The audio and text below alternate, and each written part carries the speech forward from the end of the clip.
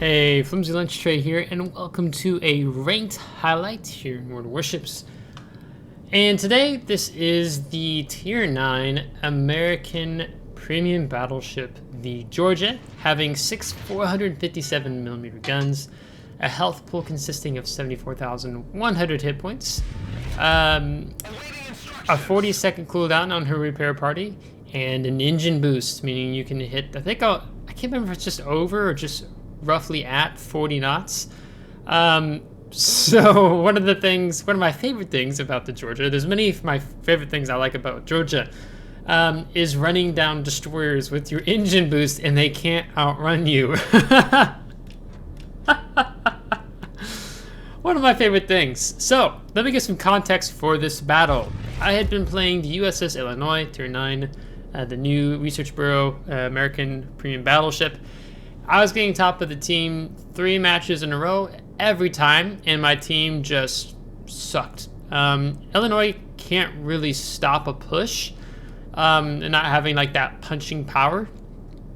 So I kind of got tired of it, and I'm like, screw it, I'm going to take my Georgia, because my teams were just playing crap. And I'm like, I know with Georgia at least, I can tend to carry better in ranked with Georgia than what I can with Illinois. Now here, and moving up along this flank, typically you'll see 2 ships go on this 8-9 line, 7-8-9 line from the enemy team in this type of setup. But so far we're not seeing that. We have 3 destroyers who've all gone mid, 2 destroyers have been spotted, the cruiser's been spotted, both battleships have been spotted. This is bad. So basically right now with this setup, I'm out of position to really help our team. And the 3rd destroyer has been spotted. They're all in the middle. And one thing you don't want to do, as our Fletcher is going to demonstrate, is just yelling right in there and just dying, because of course there's going to, if all those 3 destroyers are all going to go for that center buff, the heal buff, dumping torpedoes, and it's a hot spot. So unfortunately he dies. Our Benham only takes 1 torpedo at least, so that's good. Now he didn't eat more than that and then die. But I need to get in a more aggressive position here to support the team. So one of the things I like about, generally I say this about brawling battleships in the game, is utilize islands to close in the distance. Here of course I'm putting myself on the 6-7 line versus the 7-8 line, because I want to get out here and I want to take heat off my team, because they're kind of getting spanked right now. So I want to get up here and help. A bit of a disappointing salvo there on the Palmer, and only 1 pin, 1 ricochet. We're going to go ahead, and as we continue to move up here, you saw the Kitakaze. Our Sashio is eating torpedoes, so all of our destroyers are just eating torpedoes, which is just fantastic. And yeah, as you can see, there's a lot of frustration in the team as our 2nd player has died, and now Musashi is probably very close to dying at this point, as 3 destroyers and a Georgia are moving in on him. So what does this mean? This means we need to take on the Palmer and try to kill him as soon as possible, because our Musashi overextended himself, and so bad things are going to happen to him. Benham's already in a kiting position, which Benham does really well with the torpedoes and kiting away. So we're going to take on this Palmer now, and yeah, 10k salvo, it's okay. Our secondaries are going to start kicking in, of course, and what I like about Georgia 2 is, when necessary, is to be in this kind of kiting away position. Typically if you're in a brawling battleship and you can kite and you have these really good secondaries, kiting away tends to work quite well. I'm still going to take that shot and hoping I can get some pins on the back of his ship there. We only get 1 for 5100.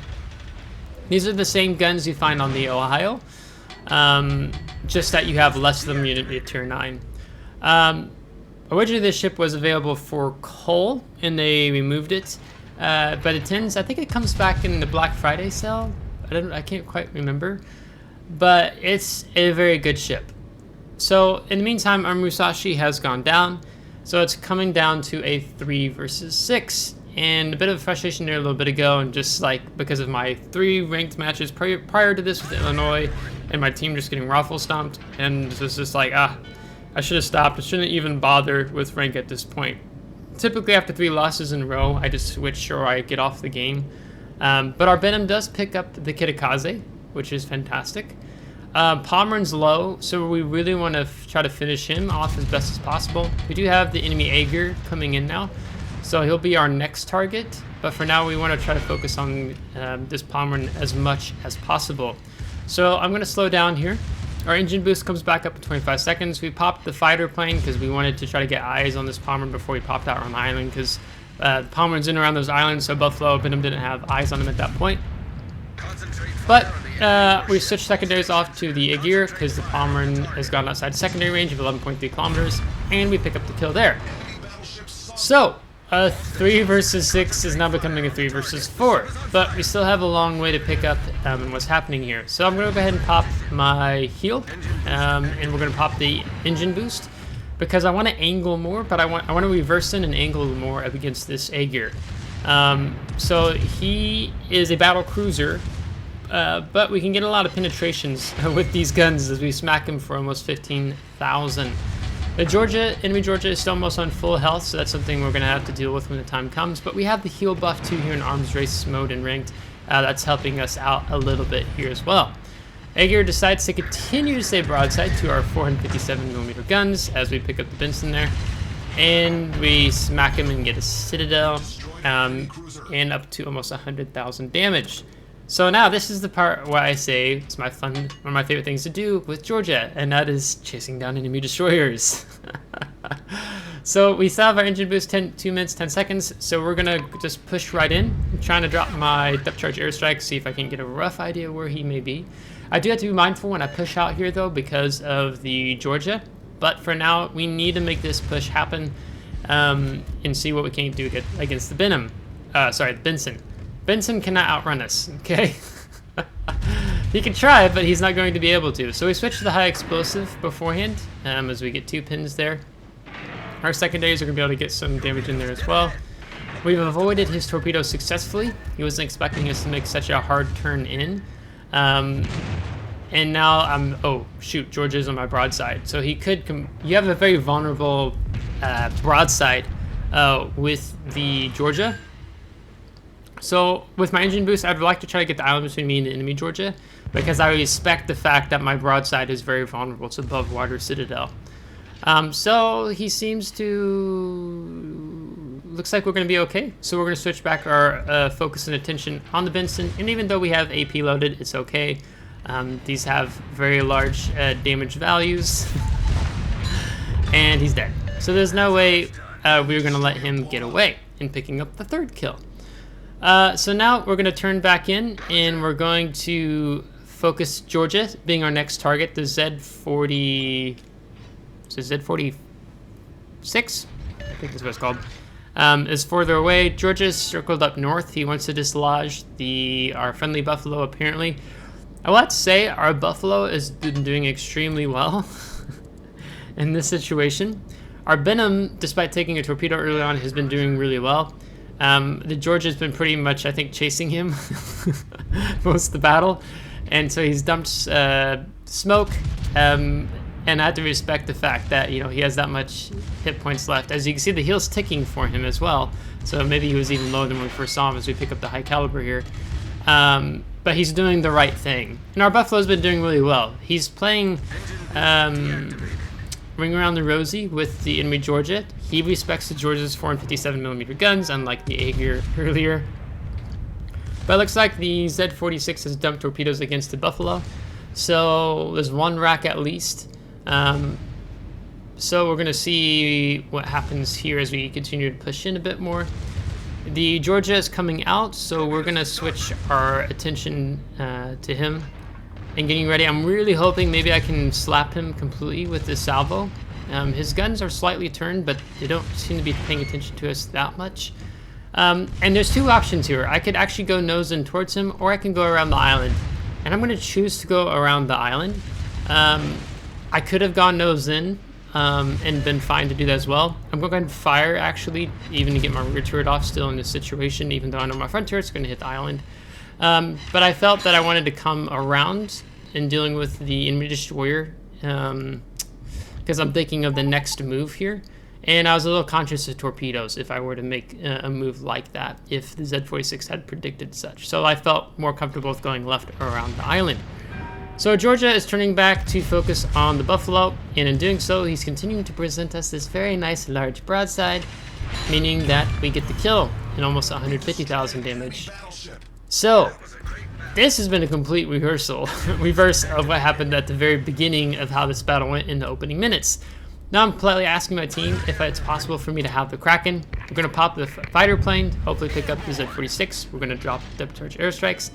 And both of my teammates are saying, go for it, get it. And that's so cool of them. So hats off to you, Sir Buffalo and Sir Benham. So we got the engine boost going. Z-46 is aware that it's possible that we're pushing up this way. And I wanted to share with Buffalo and Benham that, you know, they can find me on YouTube. They can find this battle featuring. They can make it on YouTube with this.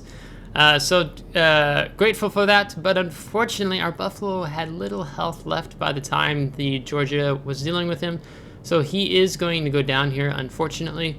But we're closing in the distance as the Z-46 is completely unaware. We are right here as our Benham continues to spot the Z-46 for us before we round the island. And then we're going to be spotting him as he pops his hydroacoustic search saying, oh crap, oh crap, oh crap. So 3 incapacitations there, and there's nothing the Z-46 is going to be able to do now to get away from us. He's already burnt his smoke. His smoke's probably on currently on cooldown. So we're going to get the Kraken Unleashed with the close quarters and getting a Kraken Unleashed game in ranked. We're 6v6 and killing 5. So again, thank you Sir Benham and Sir Buffalo for letting me have this Kraken Unleashed. So 156,000 damage. Close quarters, Kraken Unleashed, high caliber, 5 destroyed, almost 860,000 or over 860,000 credits. So some nice experience and free experience earnings, 8,700. And we're going to go ahead and switch over to the team score, where we are going to top the team with 1,958 base XP, and Buffalo and Benham coming second and third, respectively. So, you know, I guess it was kind of the ones who didn't play as well died early, and then sometimes that happens even in randoms and ranked, right? Here you can see the damage spread. Aegir took most all the damage that we had for him. Potential damage, almost 1 million.